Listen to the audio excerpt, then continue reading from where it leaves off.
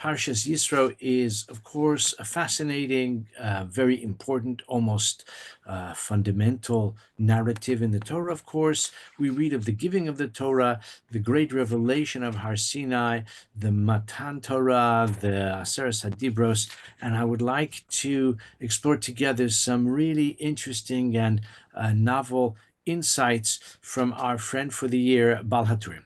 So I want to begin with a comment that is pertinent to the dialogue between Yitro and Moshe.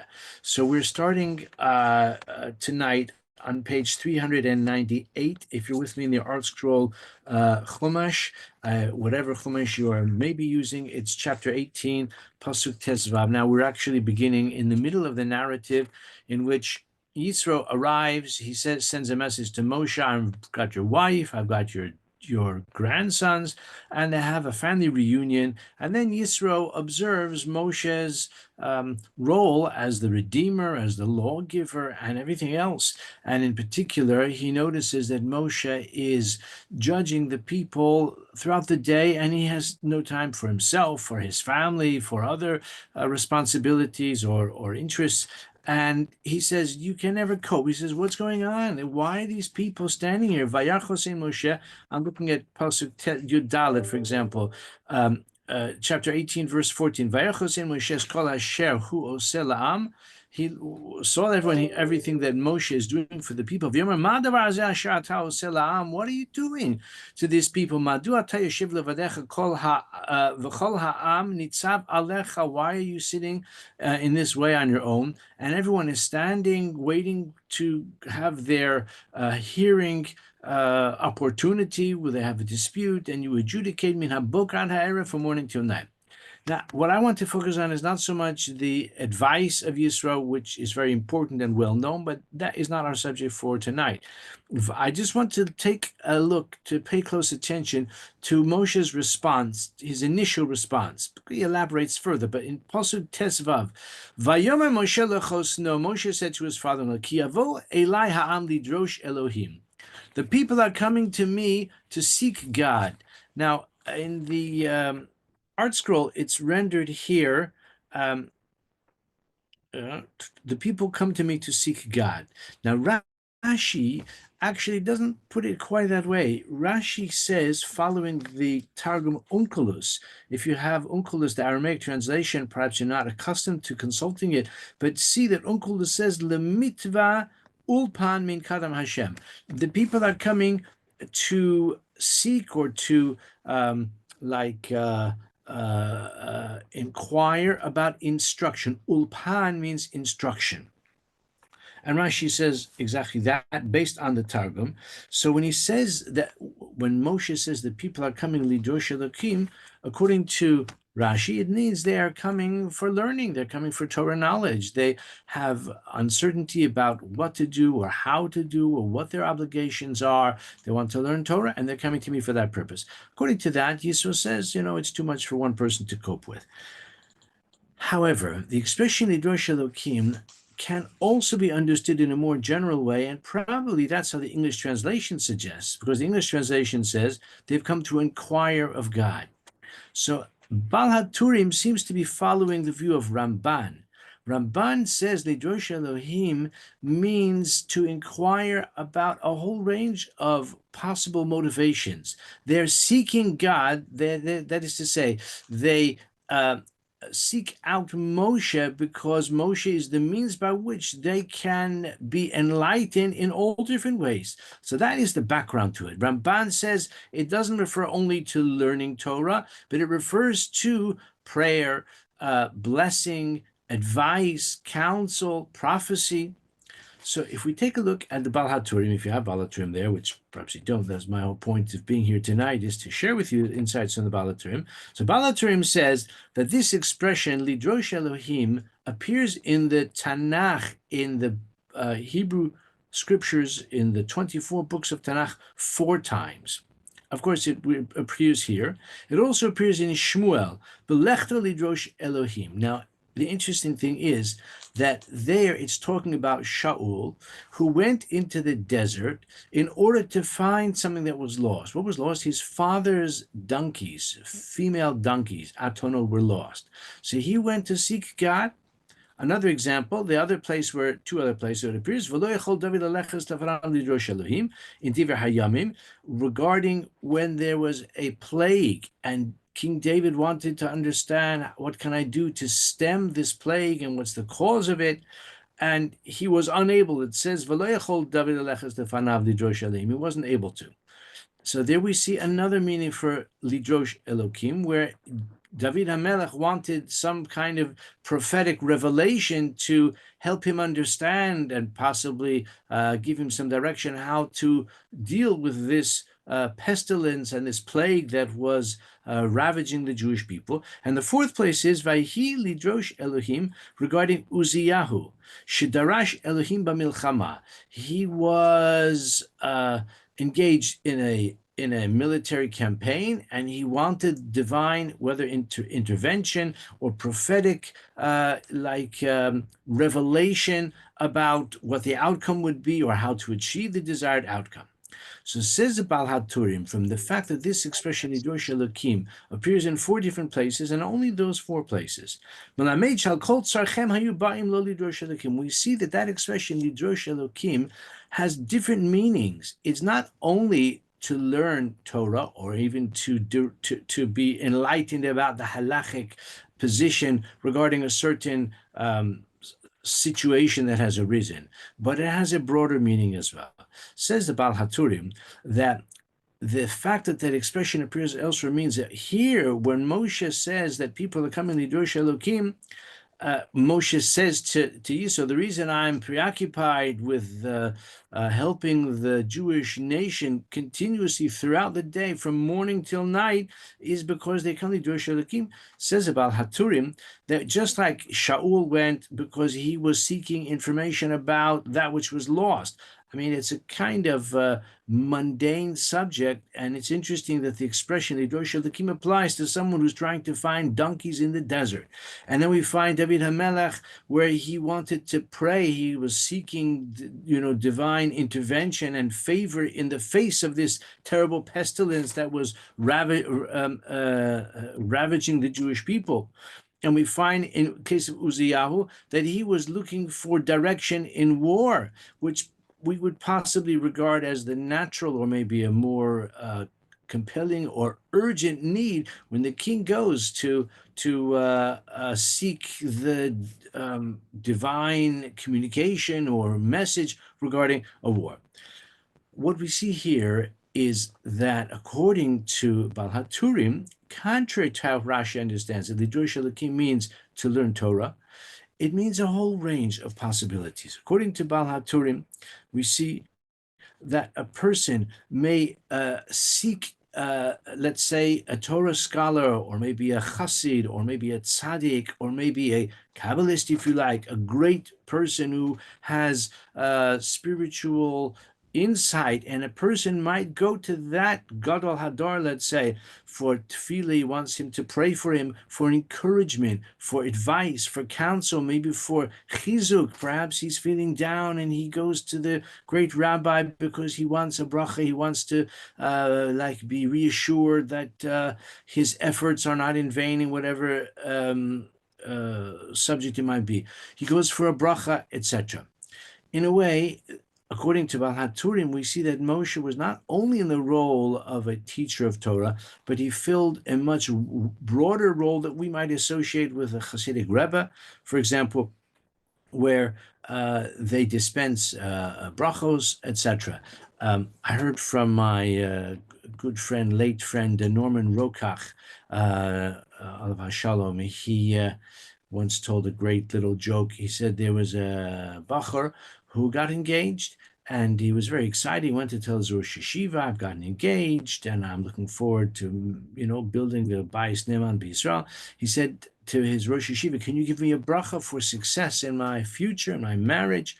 So the Rosh Yeshiva said, look, I teach Torah, I can provide maybe advice or guidance in a lot of areas, but dispensing brachas is not something which I'm capable of. But there's a Rebbe in our neighborhood. We'd go to him, he'll give you a bracha.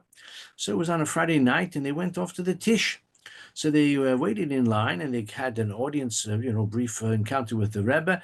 The Hasidim at the Tish. So the Rebbe gives him shiraim, a potato kugel.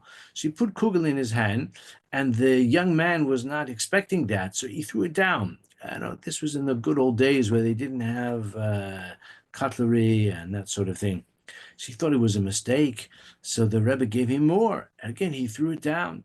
So the Rebbe realized that the young man was not familiar with the Hasidic traditions.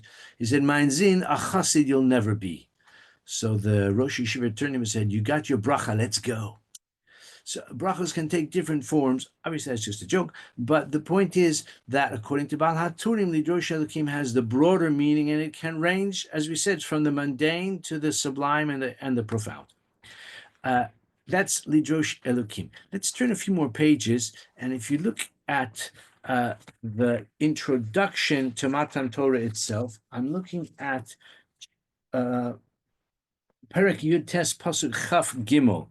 In the Art Scroll, you can find it on page, 406. It's chapter 19, verse 23. So here we have the description, or rather the prescription, what Hashem tells Moshe he must do to prepare the people for the awesome experience of the epiphany of Matan Torah.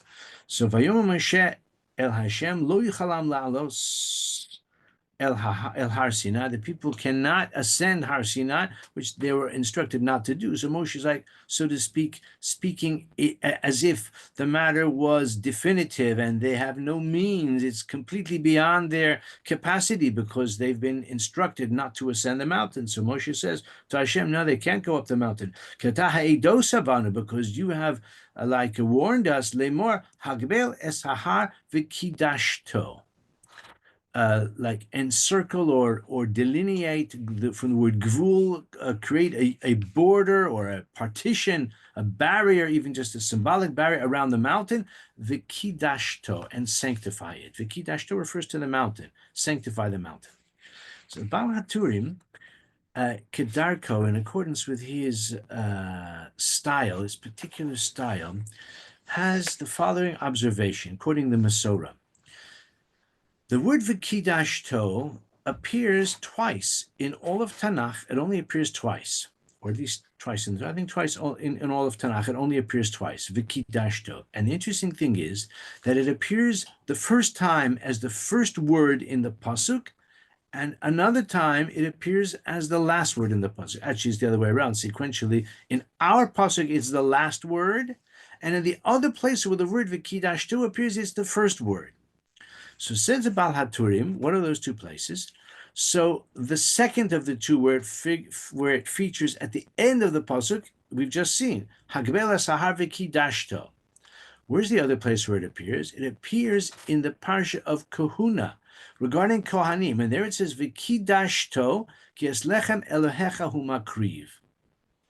The pasuk says that you shall sanctify him because he offers the bread of God, meaning the Kohen is in the role of the ministering priest who offers lechem. Here is used in a generic sense for food. Obviously, it's not food that Hashem needs to consume, but is offerings, the karbanos and the libations and other things, including the incense that is offered by the Kohen. So the pasuk says, "V'kidashto yes lechem Elohecha hu makriv." Now, it's interesting. The word v'kidashto is the source of a mitzvah among the Taryag mitzvahs in the Torah, is the obligation upon the rest of the Jewish people to treat the Kohanim with sanctity. Also, it's a kind of warning to the Kohanim to maintain their sanctity. But the Jewish people are enjoined to treat the Kohanim with respect, and it says clearly, that the kedusha means liftoach rishon. That is to say, if people are speaking or presenting or whatever opportunity it is that you have several people who are going to take their turn, the Kohen goes first. Poteach rishon, ulevarech rishon, if it's, everyone is making a bracha, or perhaps they're saying Birkat Hamazon, the Kohen is the one who is honored with leading the benching. That's why, as I'm sure you know, when a person has been asked, invited to lead the benching and to convene the mezuman, if there's a Kohen there, he's supposed to say Birshus HaKohen, Birshus HaKohanim, because the Kohen really has the right to have that honor. So if a person has been invited to do so, he should request the acquiescence of the Kohen. Technically, a Kohen could say, I'm sorry, I don't give permission. It's my right, it's my privilege. I'm a Kohen, pass the wine this way. I'm going to be the one to lead the benching. If people are lining up at the smorgasbord table, not like the bountiful smorgasbord we tend to have nowadays where there's plenty of food. Say there's limited food of different size portions or different qualities. The Kohen has the right to choose first. That's litol mani yafarishon. So that's the haTurim says. That's why there the word v'kidashto appears at the beginning of the pasuk, because the Kohen has precedence. The kedusha of the Kohen means he has precedence. What about in our pasuk? What's the symbolism of the fact that in our pasuk it says v'kidashto at the end? So we said already, this pasuk refers to the prelude, to the introduction or the context from Matan Torah, where Hashem instructs Moshe, tell the people to prepare themselves, tell the people to ready themselves spiritually and in other ways to keep their distance from the mountain. V'kidashto, this is all the prelude to Matan Torah. So the haTurim says that the Torah here is alluding to another form of sanctity. And that's the sanctity or the reverence that is due to the Talmid Chacham, the one who has acquired the Torah, the one who personifies the Torah, the one who teaches Torah, the one who embodies the Torah. He also has Kedusha, and that person should be treated in a respectful way and in a way which possibly even earns him a position of eminence ahead of the Kohen. Nevertheless, v'kidashto is at the end of the pasuk. Says about haTurim an interesting thing. The symbolism is, like the pasuk says, ulekedoshim asher ba'aretz hema, to the holy ones, to the sacred ones who are in the earth. It means they are literally in the earth, those who are buried. Meaning the Talmid Chacham is like recognized for his greatness after the end of his life, when he's in the earth. And he says the reason is an interesting reason, because a person, however great he may be, has free will. And a person could lead a life of merit and of altruism and of piety, and he could change his mind at a certain point. He could go off the derech, as we say. Now, we often associate that phenomenon with younger people, teenagers, or that sort of thing, but it could happen to anyone. It could happen to someone at the age of 30 or 40 or 50 or 60 as well. He could lose his faith for whatever the reason, or he could succumb to temptation, or as tragically we have also discovered on certain occasions, that a person may turn out to be not nearly as holy as many people thought he was. And therefore, it's only after, as we say, 120 years that the person's holiness can be ratified, can be sort of confirmed. That's why the Kidashto regarding a Kohen, it says at the beginning of the pasuk, because that's the privilege of the Kohen to be the first. But it says regarding the experience of the Torah, the one who embodies the Torah, the one who is the personification of Torah, he also has Kedusha, but it's only at the end. The Kidashto, there it appears at the end. He says, as a last very interesting comment, he says, Gam gedulas Talmid Chacham basof hakriya. The greatness of the Talmid Chacham is evident, or is earns him the honor shegadol shebekulam golel. I know we have a number of women in this year. I hope we have some men as well who have possibly had the opportunity to perform the privilege and the mitzvah of Galila. Galila means to roll up the Sefer Torah. After we read the Sefer Torah, as you know, is lifted, and we call that Hagbaha. And when he sits down holding the Sefer Torah, another person is responsible for rolling the Sefer Torah closed and for putting the mantle and for dressing the Sefer Torah. That's called Glila. Now, in our Ashkenazic lands, Glila, Hagba and Glila are considered somewhat less prestigious. It's not a speaking part. And if there's a person who maybe is not proficient in saying the brachos of the Torah, then you want to give him an honor at bar mitzvah, whatever the occasion is, you can give him hagba if he has the capacity to do so, and if not, he can do glila. Pretty much anyone can do glila. It's the minhag is we even give that to a child, even a boy of 10 or 8 or even 6 could do glila. But in the old days, it wasn't that way. In the old days, like the haTurim says, Galila was the greatest kavod, the one who concludes the process of reading the Torah, the one who does Galila is, and that's why it says, Shagalo Shibakulam Goleo. So that's why it says, V'kidash Torah, referring to the Torah scholar at the end of the pasuk. There actually is a variation on that.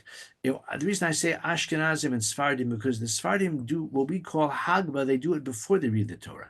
After the Torah is read, they just roll it up in a kind of, without pomp and circumstance, just in a sort of utilitarian way. In Ashkenazic tradition, we do Hagba, we show the Sefer Torah to everyone. The Sfardim do that as well, but they do it before reading from the Torah, which in a way is more logical to show people, to show everyone in the shul, the women as well, by the way, that this is what we're going to read. This is the Sefer Torah, and this is the passage we're going to read. Whereas we Ashkenazim do it afterwards. But the Mishnah Berurah says, just because we're on the subject, very briefly, that the greatest honor of the calling to the Torah is the last. Again, in contemporary practice, we normally think of other aliyahs as more sought after. I don't want to go into the details of that. But the Mishnah Berurah says that the minhag is, or was, that Shvi, the one who's called to conclude the Sefer Torah, to conclude the reading of the Parasha. I don't just mean the reading of the whole Torah on Simchas Torah. Every week, when we finish the Seder for that week, the one who's called to conclude it, that's considered the biggest honor. So that is also like an echo of this, where the haTurim says that the Talmud Chacham, the one who represents the Torah, the Kiddush Torah at the end of the pasuk, the Kohen v'Kiddush Torah at the beginning.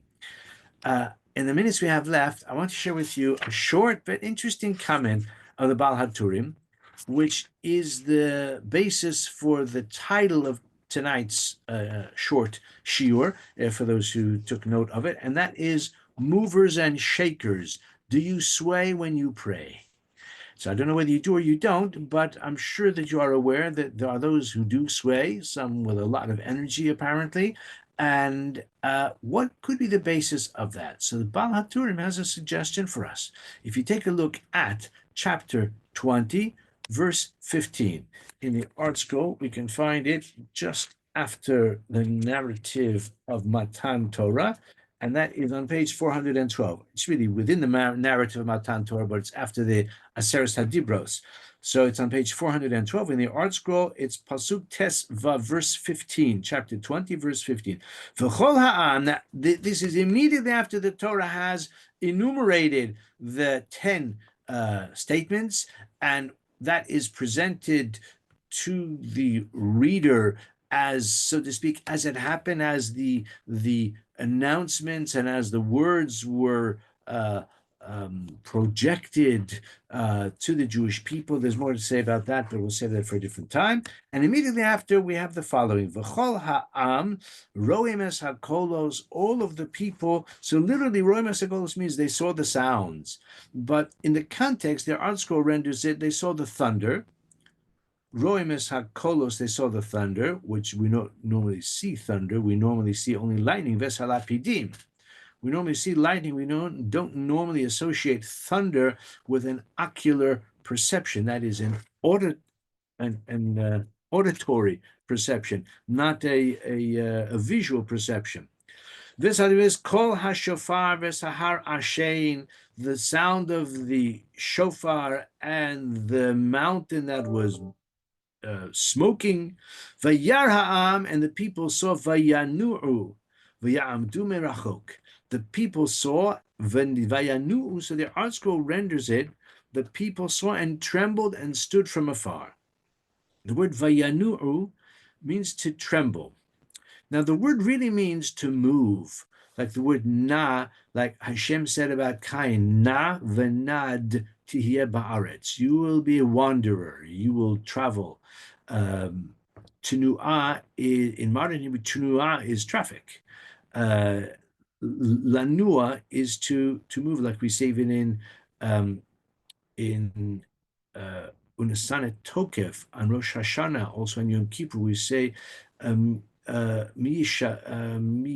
I can't remember what the phrase before that, but miyanua is who will be on the move, who will travel. So vayanu really means to move, and the understanding would be that they like reposition themselves at a distance. They were overwhelmed by what they saw, and therefore they retreated.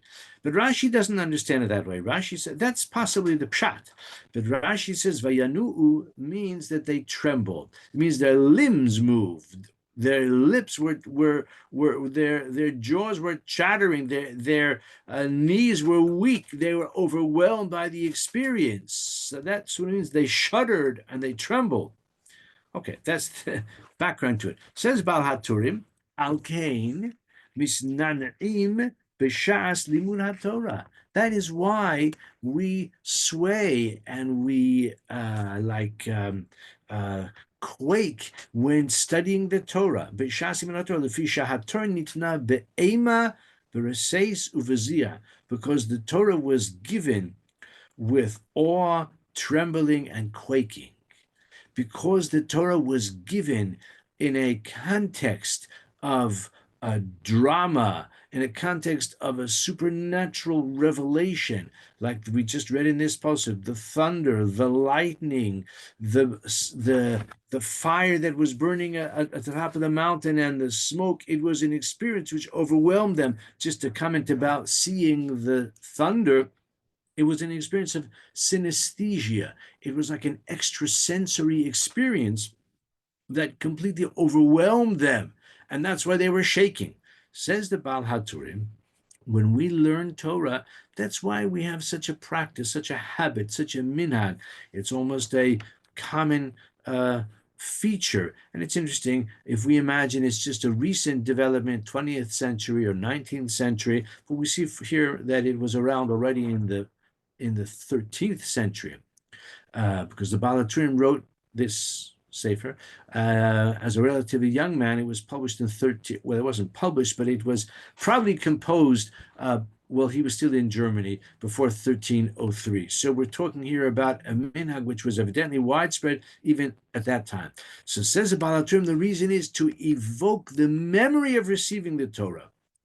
He says that just as the Torah was received in an experience that was overwhelming, in which we were quaking and trembling, when we learn Torah, even to this day, when we study Torah, when we study Torah Sheba'al Peh, whatever Torah we are studying, we also, it animates us, it causes us to move. The interesting thing is that the Ramah quotes this in Shulchan Aruch, and he says, "V'nagu hamedaktekin lihisno eya b'sha'a shekorin b'Torah." Those who are meticulous, those who are exacting, their custom is that they move, they sway when they're reading the Torah. Dugmas haTorah, like the Torah itself, shenitna bereses, like the Torah itself was given with quaking, with shaking. V'chein, he adds on, b'shashem ispalelin, and similarly when they pray, when we say, when we recite our prayers, especially the Amidah, Al Shem Kol Atzmosai Tomarna Hashem Yichamocha. All of my bones shall say, God, who is like you. So the Pasuk in Tehillim says, all my bones will say, that is to say that the experience of prayer is not only done with the lips or with the vocal cords, or not only even with the mind, or not only even with the heart, it's done with the whole body. So therefore, the swaying, what we call shuckling, is also part of that. Now, it's interesting, the Mishnah Berurah backs down from that a bit. He says, well, not everybody agrees it is good to sway and all of that. Aryeh Kaplan, in his book in the Aryeh Kaplan Reader, I won't say cautions against it, but he observes that although swaying and shuckling may give a person the feeling of emotional intensity, but actually it can be distracting. And without realizing it, he may be distracting himself from fully concentrating on his words. Maybe not. There are those who do, like the Ramah says, like the Baal HaTurim. So the Baal HaTurim is only talking about learning Torah. The Ramah also includes at the time of tefillah, at the time of prayer as well. Aryeh Kaplan says that when we observe many great Rosh Yeshiva, we find that they don't sway, that they stand completely still when they are deep in prayer. It's interesting that the Sefer Kuzari, Rabbi Yehuda Halevi in the Sefer Kuzari, which was written quite a long time before the Baal HaTurim, the Sefer Kuzari, he asked this question as well. Why do Jews sway and shuckle when they daven or when they learn Torah? He has a completely different reason. I don't know how impressed you'll be with his reason. He responds, the rabbi in the imagination of Rabbi Yehuda Halevi responds to the question by saying, well, sometimes we don't have enough texts for all those who want to learn. So we put the Sefer on the table. He even says on the ground. Maybe they sit on the ground in those days. And each one has to bend down to read it. Then he has to straighten up so that the next person can do the same. So you might have, he says 10, maybe it's an exaggeration. Let's say you've got 3 or 4 people who are reading the same text. So each one has to bend down to read it. He reads a line or two, and then he has to give a chance to his friends. So each one goes up and down. And he says the young people, the children, saw the adults doing this, so they began to do it as well. Again, I'm not sure how convincing that explanation is, but it's interesting that this practice was apparently associated with Jewish habits even at a very early time. Rabbi Yehuda Halevi lived in the 11th century, so we're talking here about long-standing customs from 1,000 years nearly. So. I just would like to add and conclude by observing that the Torah later on in the book of Devarim warns against forgetting the experience of Matan Torah. Now that's distinct from forgetting the Torah itself, but the Torah says that there's a mitzvah to recall the experience of Matan Torah. This is what psychologists call episodic memory. Not only recalling the content of the Torah, but also recalling the experience of receiving the Torah. And that's what Baal HaTurim is saying here as well, that when we study Torah, we engage in a process that links us back generations and generations to the actual time when we receive the Torah. We feel a certain echo of that animation, of that spiritual energy and the verve and the sense of proximity to God, a kind of encounter with Hashem. And that's true whenever we learn Torah, and that is perhaps an ideal to which we can aspire. I'm not saying it is always actually what we achieve, but that is the aspiration that we should have, and that is the true greatness of the Torah, is recalling always the context and the experience of receiving the Torah from God himself. So those are my thoughts from Baal HaTurim to share with you tonight, and as I said, very important Parasha Yitro, and look forward to seeing everybody soon. Those who come to